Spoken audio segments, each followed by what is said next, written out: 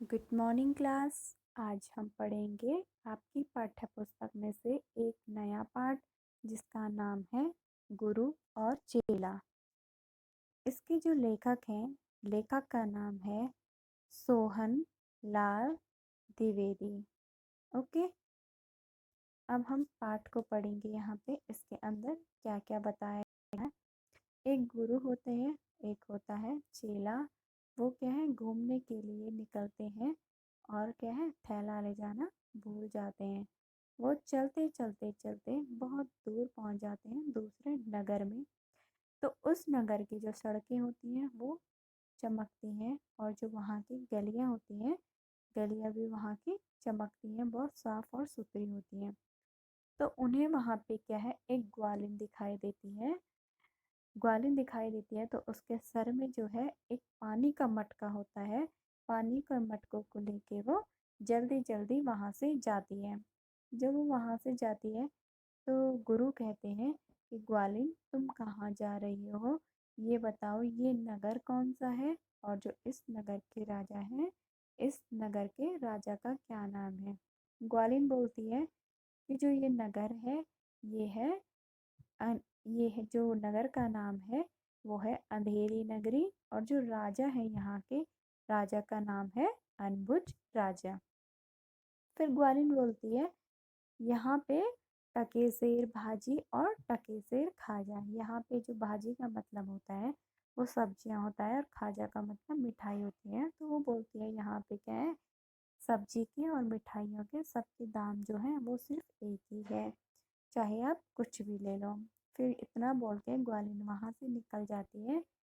गुरु बोलते हैं कि ये जगह मुझे क्या है, ठीक नहीं लग रही है चेले को। और चेले को बोलते हैं, चलो हमने ये कौन सी मुसीबत को मोल ले लिया है, हम क्या है यहाँ से चले जाते हैं। गुरु बोलता है, गुरु बहुत समझाता है उसको, चेले को, लेकिन चेला आने जाने के लिए तैयार नहीं होता है। तो गुरु यहाँ से निकल जाते हैं। अब क्या है कि वो क्या है, चेला वहाँ पे अकेला छूट जाता है। बहुत टाइम तक वो वहाँ पे बहुत सारी चीज़ें खाता है, रसमलाई, मिठाइयाँ वगैरह सब खाता है वो वहाँ पे, और मोटा हो जाता है। अब क्या है कि एक दिन उस नगर के एक राज्य की जो है, बारिश के कारण दीवार टूट जाती है।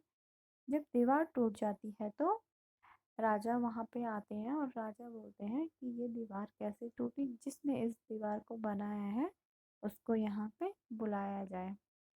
अब क्या है, उसको बुलाया जाता है जिसने वो दीवार चीनी होती है।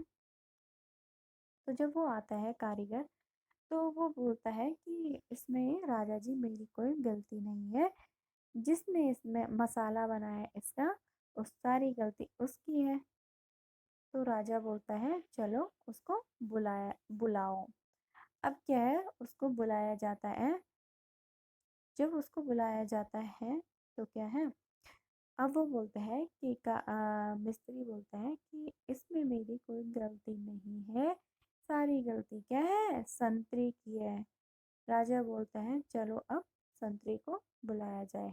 अब संतरी को वहाँ पे बुलाया जाता है। तो क्या है, संतरी जब आता है, संतरी को बोला जाता है कि संतरी को फांसी लगा दो। तो संतरी की गर्दन जो होती है वो क्या होती है, बहुत पतली होती है। पतली होने के कारण क्या है, वो फांसी के फंदे पर नहीं आ पाती है। फांसी का जो फंदा होता है वो बड़ा होता है, और जो क्या है, संतरी की गर्दन होती है वो बहुत पतली होती है। इस कारण क्या है, वो फांसी के फंदे पर नहीं आता है। तो वो बोलता है इसको छोड़ दो, अब जो मोटी गर्दन वाला है उसको पकड़ के लाओ।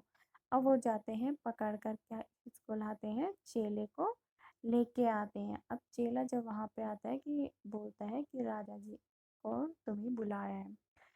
तो चेला सोचता है कि राजा ने जब मुझे बुलाया है तो वहाँ पे मुझे मिलेंगी खूब सारी चीज़ें खाने के लिए मिलेंगी, और मैं क्या है खूब सारी चीज़ें वहाँ पे खाऊंगा।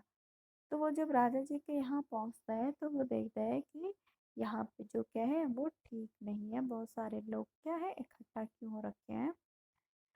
अब क्या है, वो राजा बोलता है इसको फांसी पर चढ़ा दिया जाए।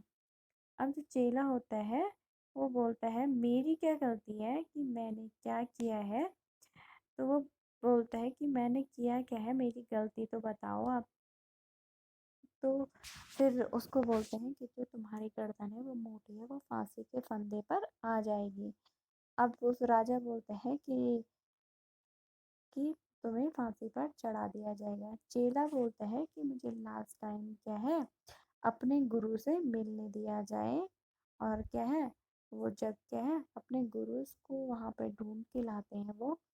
तो वो बोलते हैं कि क्या है, जो गुरु एक उसके कान में एक मंत्र बोलता है। मंत्र बोलने के कारण दोनों के बीच लड़ाई शुरू हो जाती है। एक बोलता है फांसी पर मैं चढ़ूंगा, दूसरा बोलता है फांसी पर मैं चढ़ूंगा। उन दोनों के बीच बहुत लड़ाई हो जाती है। तो राजा बोलता है कि तुम दोनों फांसी के लिए लड़ाई क्यों कर रहे हो। तब वो बोलता है कि गुरु बोलता है कि जो आज के दिन फांसी चढ़ेगा तो वो सारे विश्व का क्या हो जाएगा, राजा बन जाएगा और क्या सारे विश्व पर राज करेगा। मूर्ख राजा तो वो था ही। तो वो क्या करता है, बोलता है कि अब फांसी कोई नहीं चढ़ेगा, फांसी तो मैं ही चढ़ूंगा अब।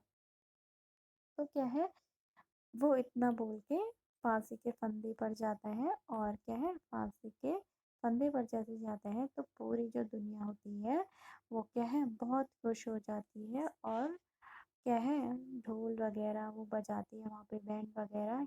जो मूर्ख राजा है वो क्या है फांसी के फंदे पर चढ़ता है और उसकी जो है वहाँ पर मृत्यु हो जाती है।